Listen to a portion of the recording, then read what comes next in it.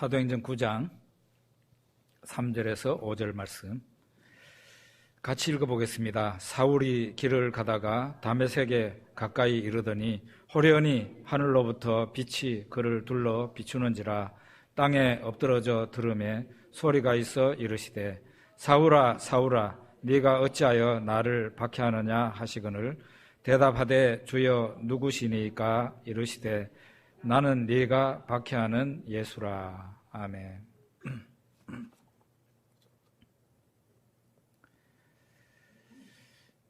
사도 바울은 전도자다 하면은 누구나 다 동의할 것입니다. 그는 전도자가 맞다라고 말을 하겠죠.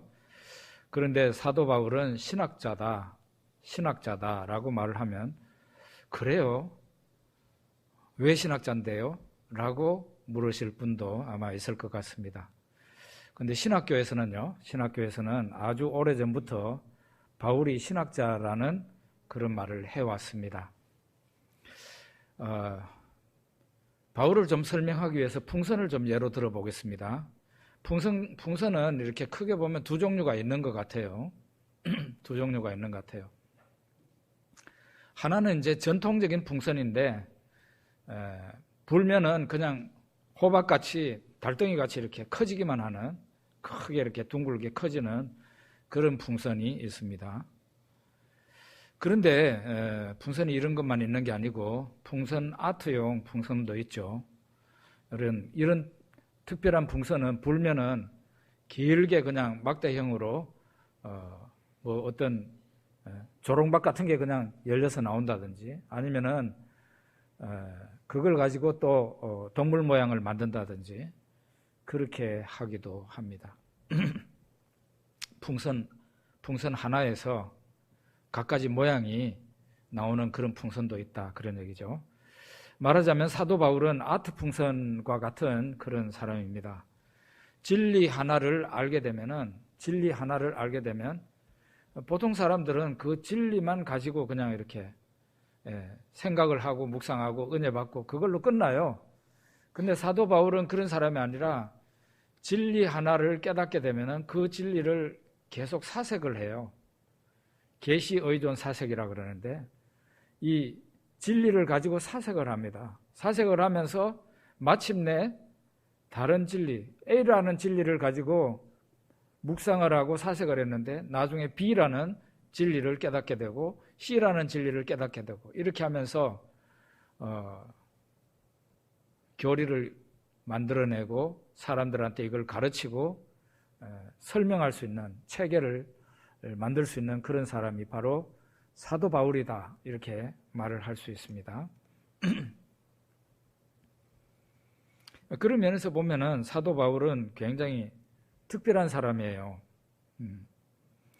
우리가 예를 좀 들어본다면 로마서 6장 3절이 있습니다. 로마서 6장 3절 한번 6장 3절하고 갈라디아서 2장 20절 같이 한번 읽어봅시다.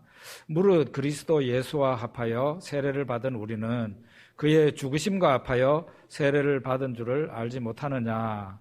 내가 그리스도와 함께 십자가에 못 박혔나니 그런즉 이제는 내가 사는 것이 아니요 오직 내 안에 그리스도께서 사시는 것이라. 이제 내가 육체 가운데 사는 것은 나를 사랑하사 나를 위하여 자기 자신을 버리신 하나님의 아들을 믿는 믿음 안에서 사는 것이라. 여기에 보면은 로마서 6장 3절에 무릇 그리스도 예수와 합하여 세례를 받은 우리는, 그리스도 예수와 합하여 세례를 받은 우리는, 이렇게 얘기를 합니다. 그리고 그 다음에 그의 죽으심과 합하여 세례를 받았다, 또 이렇게 얘기를 합니다. 합하여라는 말을 쓰는 거예요. 예수 그리스도와 합하여. 그 다음에 이제 갈라디아서 2장 20절에는 그리스도와 함께 십자가에 못 박혔다. 내가 그리스도와 함께 십자가에 못 박혔다. 그런 얘기를 사도 바울이 하고 있어요.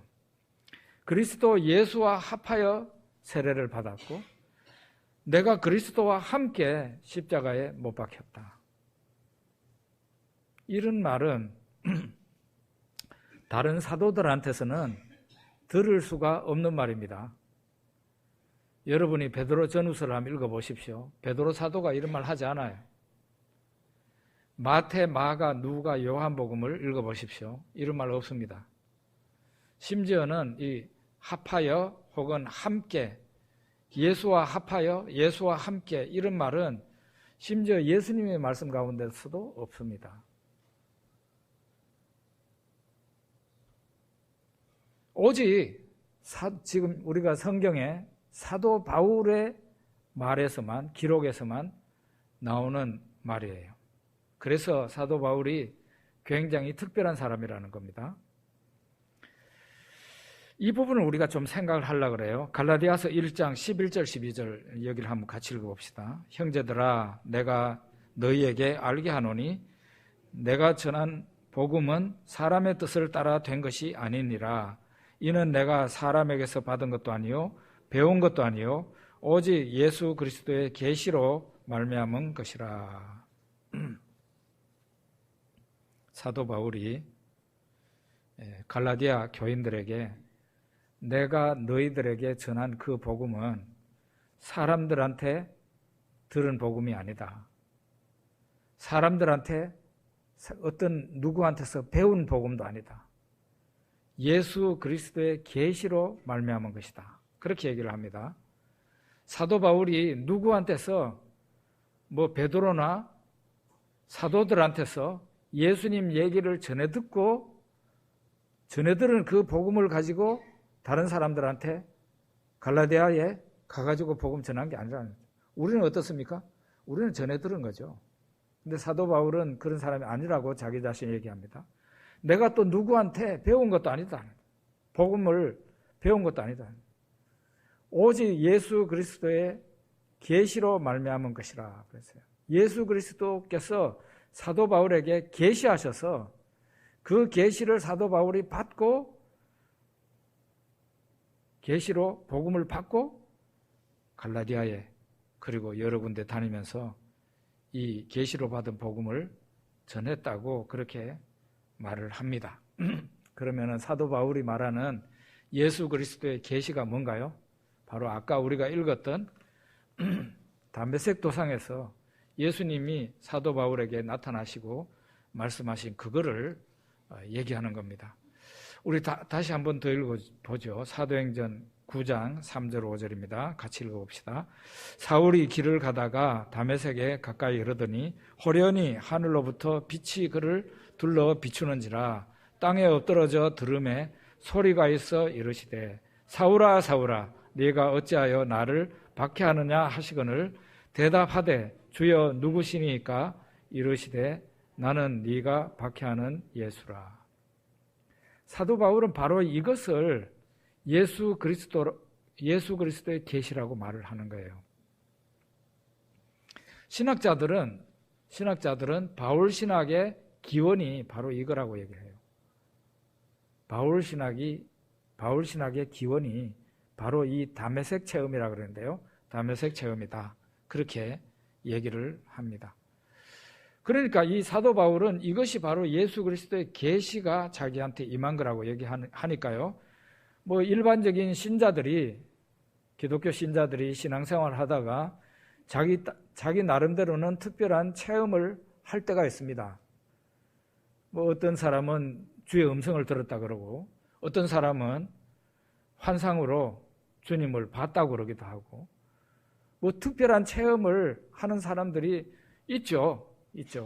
우리도 신앙생활 하다가 보면은 어떤 특별한 체험을 할 수 있습니다. 근데 그 특별한 체험을 계시라고까지 하지는 않는 거예요. 계시라고 하지 않아요. 그걸 계시라고 하면은 거기서부터 이단이 나타나기 시작하는 거예요. 우리들도 일반적인 종교 체험을 할 수 있는데 그 종교 체험을 갖다가 예수 그리스도의 계시라고 그렇게 말을 하지 않는 겁니다. 단지 사도 바울에게 있어서는 그가 하나님의 예수 그리스도의 사도이고 예수님께서 그에게 나타나셔서 계시를 하신 것이죠. 이 다메섹 체험, 말하자면 사도 바울이 말하는 예수 그리스도의 계시를 통해서 사도 바울은 무엇을 알게 됐는가요? 무엇을 알게 됐습니까? 사도 바울은 이 다메섹 체험을 통해서 놀란 면이 있어요. 뭔가 하면은 지금까지 사도 바울이 생각하는 예수는 십자가에서 죽고 끝난 예수예요. 십자가에서 죽고 끝난 예수. 그러니까 사도 바울은 이 십자가에서 죽은 그 예수를 또 따라다니는 신자들을 붙잡아가지고 예루살렘으로 압송하려고 다메섹까지 지금 가고 있는 중이었죠. 근데 지금까지는 이렇게 십자가에 달려서 죽고 영원히 끝나버린 그 예수로 생각했는데 다메섹 체험을 통해서 깨닫게 된 게, 알게 된 게 뭡니까? 그 예수가 살아있었다 이 말이에요. 그 예수가 부활하셔서 기독교인들의 말처럼 부활하셔서 살아있었고 그 살아계시는 예수님이 다메섹 도상에서 사도 바울에게 나타나신 겁니다. 부활하신 예수님에게서 뿜어나오는 그 빛이, 그 영광의 빛이 얼마나 강렬했는지 사도 바울이 3일 동안 실명을 하게 되죠. 실명을 하게 됩니다. 그리고 예수님에게서 나오는 그 능력과 힘이 얼마나 압도적이었는지 사도 바울이 엎드러졌다 그랬어요. 여기 보면 엎드러져서 팍 그냥 뭐 걸어가고 있었는지 아니면은 낙이라도 타고 가고 있었는지 모르지만은 예수님이 나타나서 말씀하실 때 예수님의 그 능력에 눌려가지고 그대로 그 자리에서 쓰러진 겁니다. 그리고 부활하신 예수님에게서 정오의 햇빛보다 더 강렬한 빛이 비칠 때 사도 바울이 며칠 동안이지만 실명이 된다고요. 예수 그리스도에게서 나오는 강렬한 빛에 의해서. 이것이 바로 예수 그리스도의 계시라는 거예요. 자, 그러면 사도 바울은 다메섹 체험을 통해서 무엇을 알게 됐을까요? 무엇을 알게 됐을까요? 로마서 1장 3절에서 4절 말씀 한번 보겠습니다.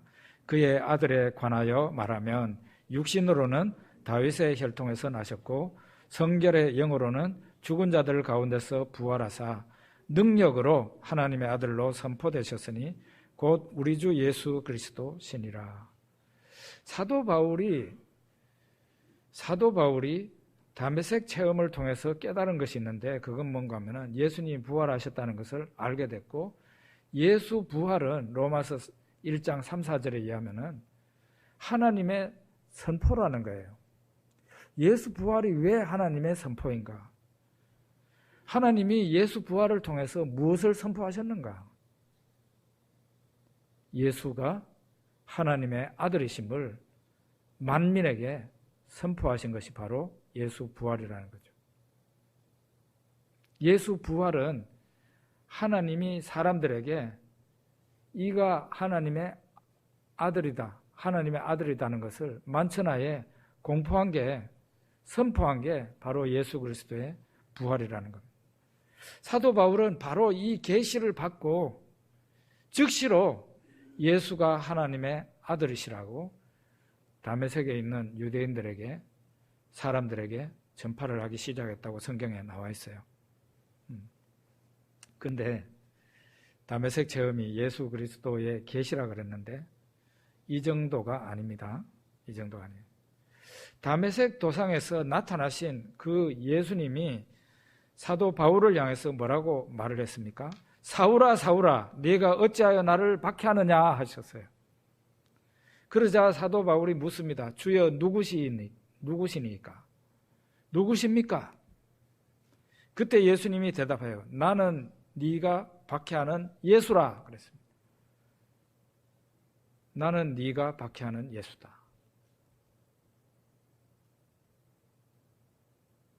바로 이게 계시라는 거예요. 이게 나는 네가 박해하는 예수다.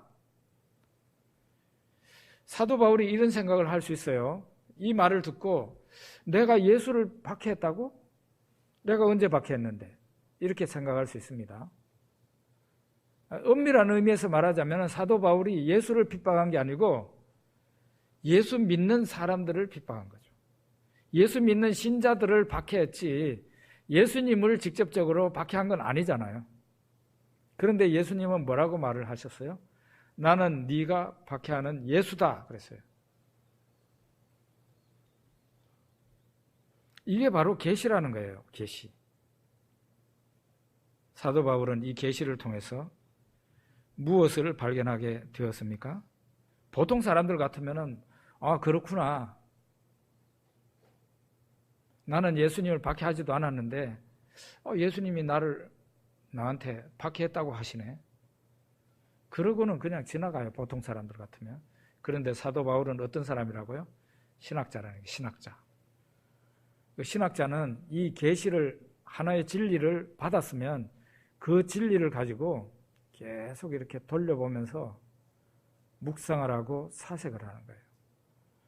근데 이게 묵상과 사색을 하지만 그냥 엉뚱한 상상 쪽으로는 가지 않아요. 이게 주어진 성경이 있잖아요. 이 성경을 가지고 하나님이 내한테 계시하신 그 내용을 함께 가지고 계속 이렇게 사색을 하는 거예요. 그래서 이거를 갖다가 계시의존 사색이라고 그래요. 계시의존 사색. 그냥 무조건 상상의 날개를 펴는 게 아니고 하나님이 내한테 주신 이 계시, 특별 계시와 함께 내가 경험한 특별한 경험을 이제 사색을 하는 거죠. 여기에서 사도 바울이 중요한 진리를 깨닫게 되는데 그게 뭔가 하면은 예수와 교회는 일체성을 가진다. 그거예요. 그겁니다. 어떻게 해서 깨닫게 됐다고요? 네가 왜 나를 박해하느냐? 이 말에서 사도 바울이 계시의존 사색을 한 결과 예수님과 교회는 일체성을 가지고 있다, 이루고 있다 하는 것을 깨달았다 이 말이에요. 예수님과 교회가 한 몸이라는 거예요. 한 몸이라는 거예요. 한 몸이니까 예수님의 몸된 예수님의 몸 신자를 핍박하니까 머리이신 예수님이 같이 핍박을 받은 게 되고 같이 통증을 느낀 거죠.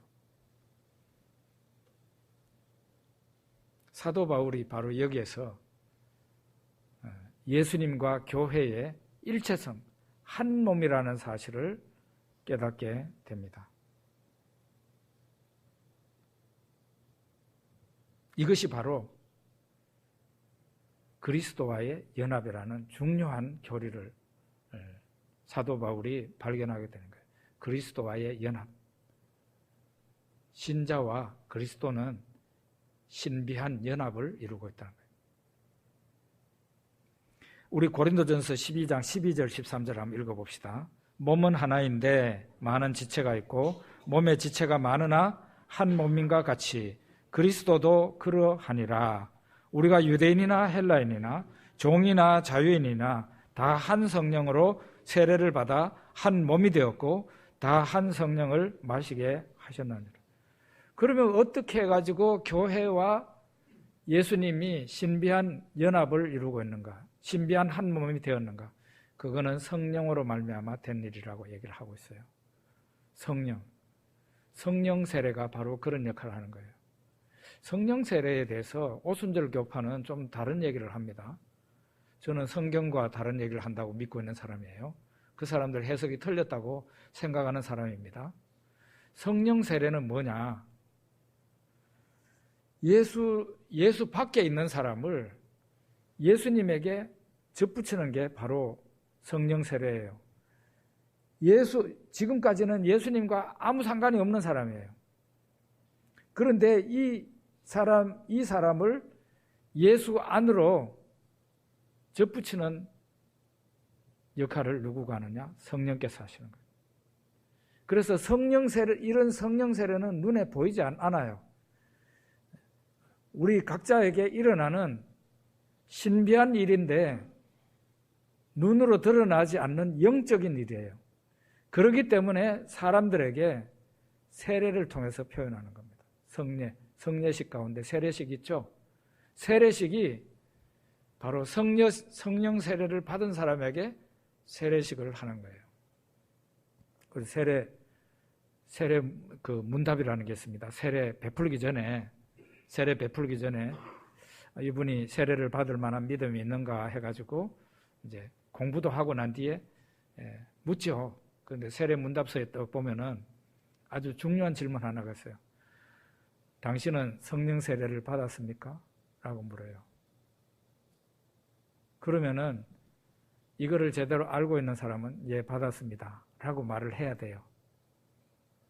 왜냐하면 성령 세례 받지 않은 사람은 세례를 받을 수 없으니까요. 그럼 성령 세례 받았지요? 라고 말을 하면 그러면 당신이 성령 세례를 받은 증거가 뭡니까? 하고 묻습니다. 뭐라고 대답하시겠어요? 여러분은 성령 세례를 받으셨습니까? 예라고 대답을 해야 세례를 받을 자격이 있는데 다 세례 받았잖아요. 예라고 답을 할 겁니다. 그러면은 성도님이 성령 세례를 받은 증거를 말해달라고. 그럼 뭐라고 대답하시겠어요? 나는 예수 그리스도를 영접했습니다.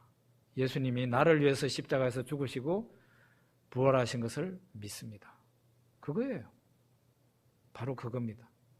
그 믿음을 갖게 됐다는 것이 성령께서 여러분 안에 들어오셔서 성령 세례를 베푸셨다는 것을 의미하는 것이고, 그래서 성령으로 말미암아 여러분과 예수님이 한 몸이 된 거예요. 연합을 이루게 된 거예요. 결혼에 대해서 이 성경에서 말을 합니다. 결혼하면 남자와 여자가 둘이 아니라 한 몸이니, 성경에 분명히 그렇게 말하고 있어요. 그냥 한 몸이라고 말을 하지 않고 둘이 아니라 한 몸이라 그랬어요. 둘이 아니고 한 몸. 여러분은 부부간에 결혼하신 분은 그렇게 믿습니까? 둘이 아니고 한 몸이라는 거를?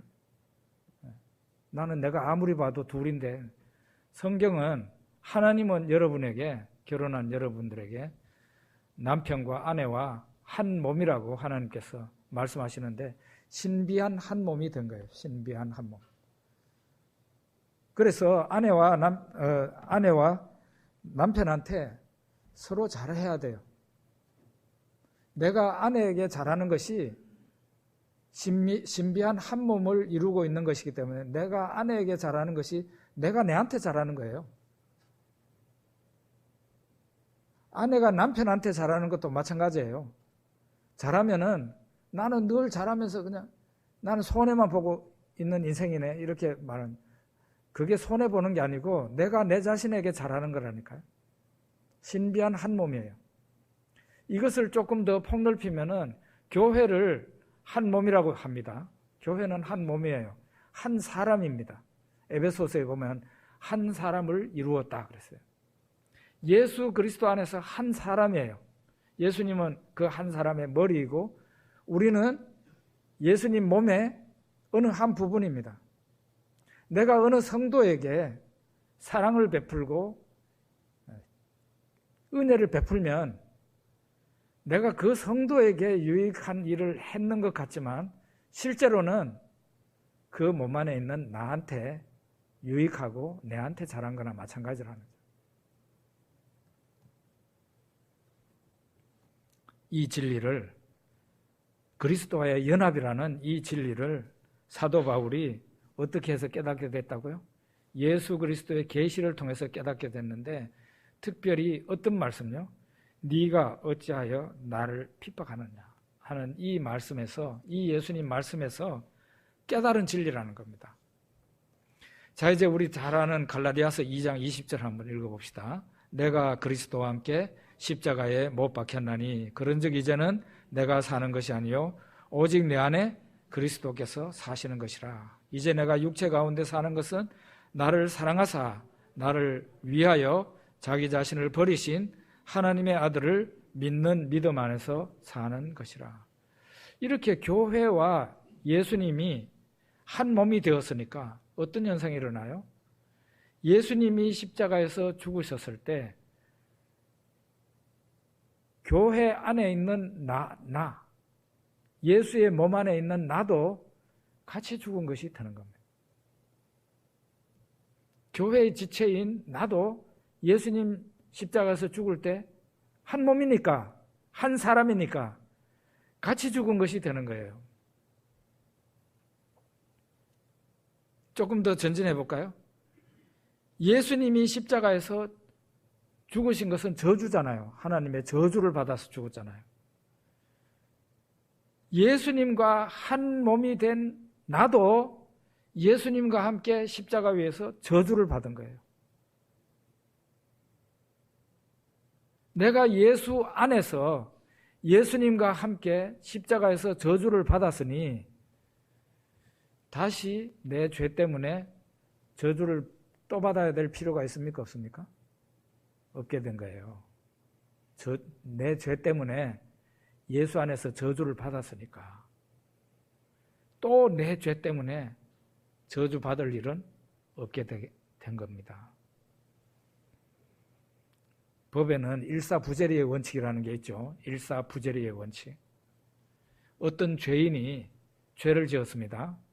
사기죄를 지을 수도 있고 도둑질을 할 수도 있고 남을 때려서 죄가 있을 수도 있는데 그 사람이 고소를 당해가지고 법정에 가가지고 재판을 받았어요. 그리고 형벌을 받았어요. 그러면은 이 사람은 같은 건, 그 같은 죄로 인해 가지고 또다시 법정에 불려가거나 또다시 형벌을 받을 필요는 없는 거예요. 한 가지 죄 때문에 재판받고 형벌을 받았으면 그걸로 끝난 거라는 거죠. 또다시 그 사람을 불러가지고 모자란다 이래가지고 형벌을 때리는 일은 없다 이 말이죠. 마찬가지가 예수님이 십자가에서 죽으실 때 그 예수님 한 분만 죽은 게 아니라는 거예요. 사도 바울이 찾아낸 진리는 예수 혼자 죽은 게 아니라는 거예요. 예수님과 한 몸 된 우리 모든 사람이 적어도 믿는 사람입니다. 예수 믿는 사람은 예수님과 한 몸을 이루고 있는데 그 예수님과 한 몸을 이루고 있는 그 신자가 내가 예수와 함께 십자가에서 같이 죽었다는 거예요. 예수님이 십자가에서 저주를 받아서 하나님의 저주를 받아서 죽었잖아요. 우리 죄 때문에. 그 예수님이 저주받아 죽은 그 죽음에 내가 동참을 했으니까 내가 예수 안에서 저주를 받아서 하나님의 형을 받은 것이 되는 겁니다. 이미 저주를 받았어요. 여러분과 저는 예수 안에서. 그러니까 또다시 저주받을 일은 없다 이 말이에요. 이런 것이 사도 바울이 발견해낸 진리입니다. 그러니까 사도 바울은 정말 존경스러운 그런 인물이다 말할 수 있어요. 그래서 사도 바울을 신학자라고 얘기를 하는 겁니다.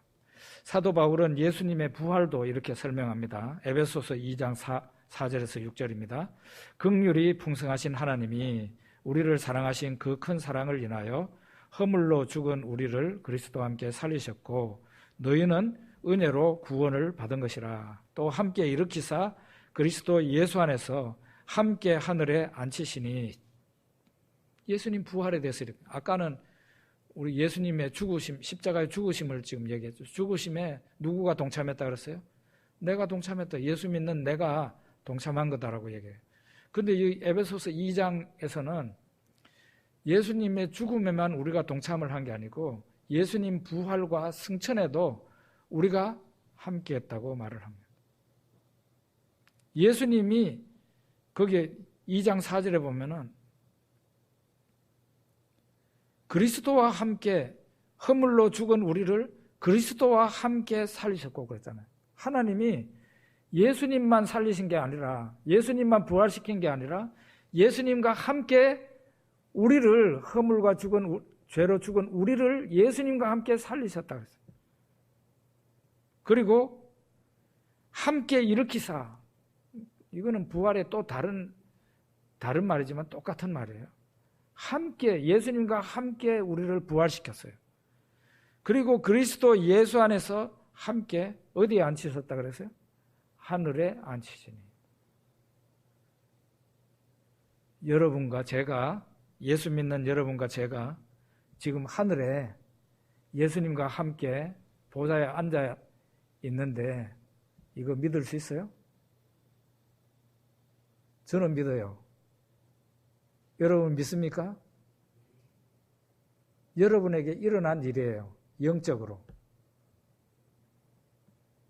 일어난 일이에요. 일어나지도 않은 일을 갖다가 이런 식으로 말을 하는 게 아니고 하나님께서 예수님이 십자가에서 죽으실 때 예수 믿는 우리를 성령께서 한 몸으로 묶어서 같이 십자가에서 죽게 하고, 예수님이 부활하실 때 성령께서 그분과 한 몸 된 우리를 같이 부활을 시키고, 예수님이 승천하실 때 그분과 함께 우리를 하늘에 앉히셨다 그랬어요. 이거 다 과거형으로 돼 있어요. 성경에 보면. 다 일어난 일이에요. 믿어야 되는 일이에요. 이게 복음입니다, 여러분. 이게 복음이에요.